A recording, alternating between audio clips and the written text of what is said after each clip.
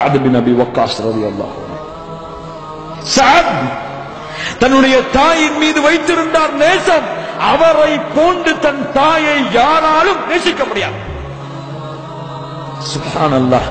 தாயின் கண்ணீரிலே தன்னுடைய கண்ணீரை பார்த்தவர், தாயின் சிரிப்பிலே தன்னுடைய சிரிப்பை பார்த்தவர். இஸ்லாமை ஏற்றுக்கொண்டார். இஸ்லாமை ஏற்றுக்கொண்டார். தாய் சொன்னார்கள், சஅதே, என் மகனே, என் பிள்ளையே, நீ இஸ்லாமை ஏற்றுக்கொண்டாயா? என்னுடைய கட்டளை இல்லாமல் முஹம்மதை தூதராக ஏற்றுக்கொண்டாயா? முடிவெடுத்துக் கொள் சஅதே, இனிமேல் சாப்பிட மாட்டேன், இனிமேல் குடிக்க மாட்டேன், இனிமேல் குளிக்க மாட்டேன்.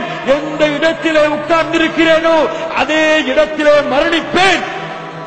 இஸ்லாமை விட்டு வெளியே வரும் வரை எப்படி இருக்கும் அவருக்கு? எப்படி இருக்கும் நிலைமை? ஆஹா, என்னுடைய தாய் கவலைப்படுகிறாளே, என் தாய் அழுகிறாளே நான் தாடி வைத்ததற்காக, என் தாய் அழுகிறாளே என்னுடைய அல்லாஹ்வுடைய கட்டளையை செயல்படுத்தியதற்காக, கொஞ்சம் விட்டு கொடுத்துட்டு போயிடலாம்னு சொல்றவங்களா அவங்க? அப்படி அவளைத்தாங்க சஹாபாக்கள் அல்லாஹ்வுடைய தூதர் ஸல்லல்லாஹு அலைஹி வஸல்லம். சாது பார்த்தாங்க, தாயே மன்னிச்சிருங்க, நல்லா அதெல்லாம் விட முடியாதுன்றாங்க. ஒரு நாள் கழிந்தது, 2 நாள் கழிந்தது, 3 நாள் கழிந்தது. 3வது நாள் பார்க்கிறார்கள், சாது தன்னுடைய தாயை தான் உணவு கொடுத்து மகிழ்ச்சியாக பார்த்த முகத்திலே கவலையோடு ஒரு வீட்டின் திண்ணையிலே படுத்து உறங்கிக் கொண்டிருக்கிறது அந்த முகம். தாய். ஆனால் சாதிற்கு கவலை இல்லை. ஏன்? அவர் அல்லாஹ்விற்காக அதை செய்து கொண்டிருக்கிறார். அல்லாஹ்விற்காக தாயுடைய வெறுப்பை சம்பாதித்துக் கொண்டிருக்கிறார். அல்லாஹ்விற்காக மக்கள் புறக்கணிப்பதை பற்றிய கவலை இல்லாமல் இருக்கிறார். ஏன்? அவர் அல்லாஹ்விற்காக வாழ்கிறார். குரபா. சுப்ஹானல்லாஹ்.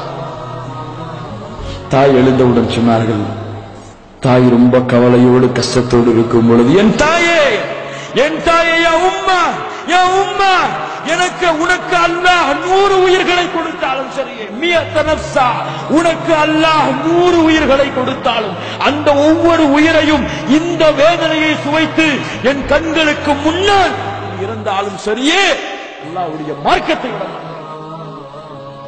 சொன்னார்கள், எழுந்திருங்கள், சொர்க்கம் இருக்கிறது உங்களுக்காக, வானம் பூமிகளை விட விசாலமானது அது. எழுந்து கேட்டார், அல்லாஹ்வுடைய தூதரே, சொர்க்கம் வானம் பூமிகளை விட விசாலமானதா? சொன்னார்கள், நஅம் பஹ் பஹ் என்று கூறினார். மகிழ்ச்சிகளை சொல்லக்கூடிய வார்த்தை. அல்லாஹ்வுடைய தூதர் சொன்னார்கள், மா யஹ்மிலுகு அலா கௌலிக பஹ் பஹ், எது கூற வைத்தது உன்னை இப்படி மகிழ்ச்சிகளை துடிக்கிறாய்? லா வல்லாஹி யா ரசூலல்லாஹ் இல்லா ரஜாஅத அன் அகூன மின் அஹ்லிஹா, நான் ஆசைப்படுகிறேன் அந்த சொர்க்கத்தை நான் அடைய வேண்டும் என்று. அல்லாஹ்வுடைய தூதரே, இந்த போரிலே ஷஹீதானாலும் அது கிடைக்குமா? இந்த போரிலே என் உயிர் விட்டப்பட்டு கிடந்தாலும் அது கிடைக்குமா? அல்லாஹ்வுடைய தூதர் சொன்னார்கள், கையிலே பேரித்தம்பழத்தை இந்த தோழர் சாப்பிட்டுக் கொண்டிருந்தார். பேரித்தம்பழத்தை சாப்பிட்டுக் கொண்டிருந்தார்.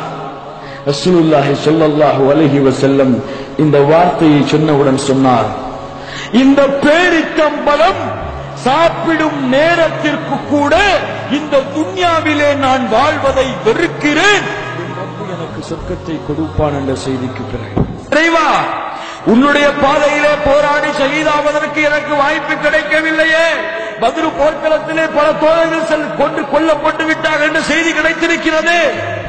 யா அல்லாஹ், அடுத்த போர்க்களத்தை நீ ஏற்படுத்த வேண்டும். எப்படி? அடுத்த போர்க்களத்தை நீ ஏற்படுத்த வேண்டும். ஏற்படுத்தினால் அடுத்த போர்க்களத்திலே நான் என்ன செய்வேன், நான் என்ன செய்வேன் என்று நீ பார்ப்பாய். சுப்ஹானல்லாஹ். அல்லாஹ்வுடைய ஹுப்பை பாருங்கள், அல்லாஹ்விடத்தில் அந்த அடியான் பேசக்கூடிய வார்த்தையை பாருங்கள். நான் என்ன செய்வேன் என்று அல்லாஹ்வே நீ என்னை பார்ப்பாய். அப்படித்தான் செய்தார்.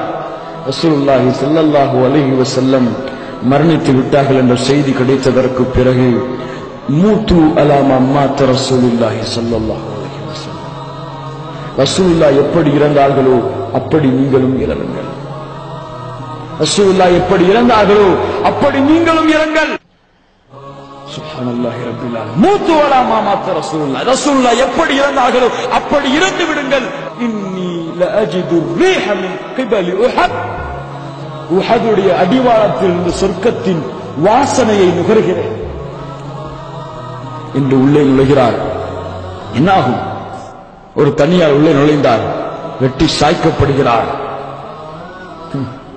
பத்ரு போர்க்களத்துடைய முடிவிலே உடம்புகள் எல்லாம் சிதறப்பட்டு, கை கால்கள் எல்லாம் துண்டிக்கப்பட்டு, ஏதோ ஒரு உடம்பு, யாருடைய உடம்பு என்ற அடையாளம் காணப்பட முடியாமல் கிடக்க, ரசூலுல்லாஹ்வுக்கு அடையாளம் காணப்பட முடியவில்லை. ரசூலுல்லாஹி ஸல்லல்லாஹு அலைஹி வஸல்லம் யாராக இருந்தாலும் அடையாளம் காட்டி விடுவார்கள். அவ்வளவு நெருக்கம் வைத்திருந்தார்கள் தோழர்களோடு. இது யாருடைய உடம்பு என்று ரசூலுல்லாஹ்வுக்கு தெரியவில்லை. அவ்வளவு சிதைக்கப்பட்டிருக்கிறது. ஒரே ஒரு விரல் மட்டும் துண்டாக ஒழுங்காக கிடக்கிறது. பெண்கள் எல்லாம் தேடி வந்து அந்த விரலை கொடுத்து கொண்டு யாருடைய விரல் என்று பாருங்கள் என்று சொல்லும் பொழுது விரலில் ஒளிந்திருக்கக்கூடிய ஒரு மச்சத்தை வைத்து ஒரு பெண் சொன்னார்கள், அல்லாஹுடைய தூதரே, இது என் சகோதரன் அனஸ் இப்னு நதர். அல்லாஹ் பார்த்தால் அந்த தோழர் என்ன செய்தார் என்று.